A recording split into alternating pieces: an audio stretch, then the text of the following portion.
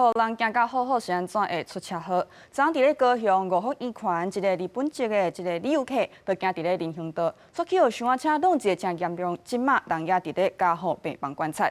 也一个赛车的民众是无食酒，事故是安怎会来发生？警察正咧调查详细。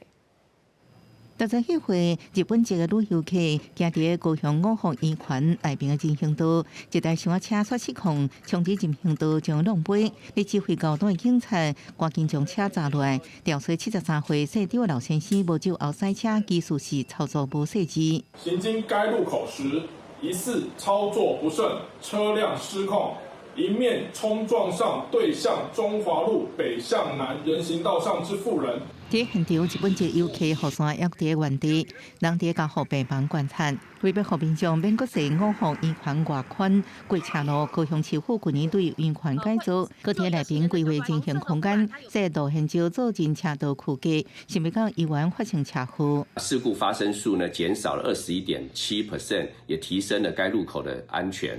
那至于这一次中华五福圆环的肇事，从影像的资料来看呢，主要肇事原因还是在于驾驶人他的驾驶操作的不当所致。交通局表示，医馆改造了后，事故发生的数量已经降低21%，暗过要人家面带认为，估计人车路沿少，因为失水这因素，互驾驶较歹辨识行人空间有改善的所在。 它是黄黑的界限，所以全黄色会比较明显。你在这种弯站不遵守交通时，还是会撞到啊。民众看法无同，暗过拢认为上根本也是要遵守交通规则。详细事故原因，警方要咧调查，高市府是咧研究是毋是改善护栏，来确保过路人的安全。记者综合报道。